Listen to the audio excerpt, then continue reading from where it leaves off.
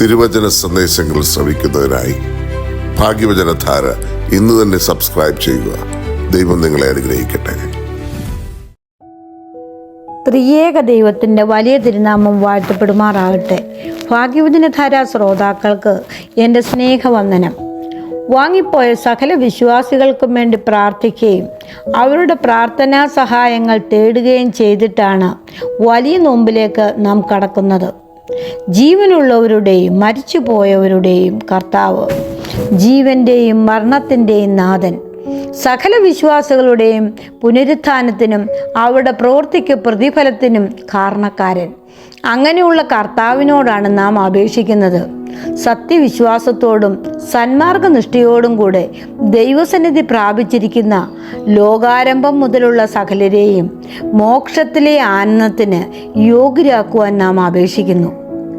കർത്താവിൻ്റെ വലിയ ദിവസത്തെയും അവൻ്റെ രണ്ടാമത്തെ വരവിൽ ഭയാനകമായ സംഭവങ്ങളും നമ്മുടെ ജീവിതത്തിൽ ഒരു പുതുനാം ഉണ്ടാക്കും എന്ന് നമുക്ക് പ്രതീക്ഷിക്കാം. വലിയ നോമ്പിന് മുമ്പുള്ള 2 ഞായറാഴ്ചയിലെ ഏവങ്കേലിയോൻ ഭാഗങ്ങൾ കർത്താവിൻ്റെ രണ്ടാം വരവിനെ പറ്റി ഓർമ്മിപ്പിക്കുന്നു. ഈ ആഴ്ചയിലെ വേദഭാഗം ഒലിവേറ്റ് സംഭാഷണം എന്നും ചെറിയ വെളിപാട് എന്നും വിളിക്കപ്പെടുന്ന ഭാഗത്തിൽ നിന്നാണ്. യേശു തൻ്റെ പരസ്യ ശുശ്രൂഷയുടെ അവസാന ഭാഗത്ത് അന്ത്യ അത്താഴത്തിന് മുമ്പേ യെരുശലേം ദേവാലയത്തിന് നേരെ ഇരുന്ന് പഠിപ്പിച്ചതാണ് ഈ ഭാഗം. കർത്താവിൻ്റെ വരവിനെ ഓർത്തുകൊണ്ട് ജാഗ്രത പ്രാപിച്ച് വലിയ നോമ്പിന് വേണ്ടി ഒരുങ്ങാം. കർത്താവിൻ്റെ രണ്ടാം വരവിനെ നോക്കിപ്പാർത്ത് ഉണർന്നും ഒരുങ്ങിയുമിരിക്കണം. മരിച്ചുപോയവരുടെ ഉയർപ്പിനും വരുവാനിരിക്കുന്ന ലോകത്തിലെ പുതിയ ജീവനുമായി ഞങ്ങൾ നോക്കിപ്പാർക്കുന്നു. ഇഹലോക ജീവിതം ഒരു കാത്തിരിപ്പാണ്. നമ്മുടെ യജമാനൻ തിരിച്ചു വരുന്നതിന് വേണ്ടിയുള്ള കാത്തിരിപ്പ്.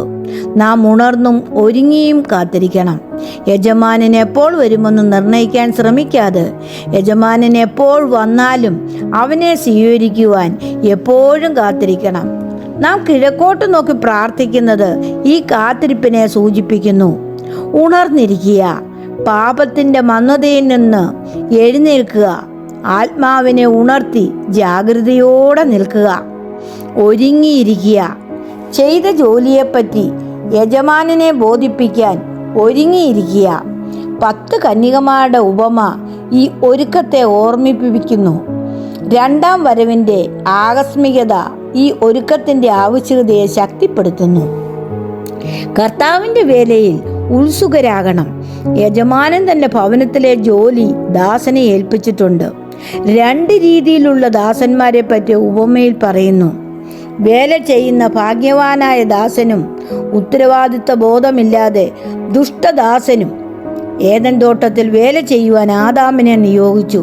തോട്ടം സൂക്ഷിക്കുന്നത് കർത്താവ് നിയോഗിച്ച വേലയായതുപോലെ നമ്മുടെ എല്ലാ പ്രവർത്തനങ്ങളും കർത്താവിൻ്റെ വേലയാക്കാം.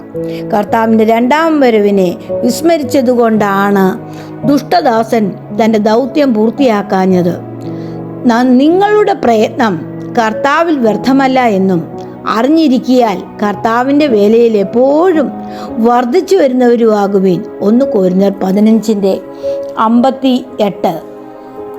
നമ്മൾ വലിയ നോമ്പിലേക്ക് പ്രവേശിക്കാൻ പോവുകയാണല്ലോ. 50 ദിവസം നീളുന്ന വലിയൊരു തീർത്ഥാടനം. ഈ തീർത്ഥാടന വേളയിൽ നാം പലരെയും പരിചയപ്പെടുന്നുണ്ട്. അവരുടെ മുഖത്ത് ഒരു ചെറു പുഞ്ചിരിയെങ്കിലും വിരിയിക്കുവാൻ നമുക്ക് സാധിക്കണം. അതിന് നമുക്ക് കഴിയട്ടെ എന്ന് പ്രതീക്ഷിക്കാം. നല്ലൊരു ദിവസം ആശംസിച്ചുകൊണ്ട് നിർത്തുന്നു. നന്ദി.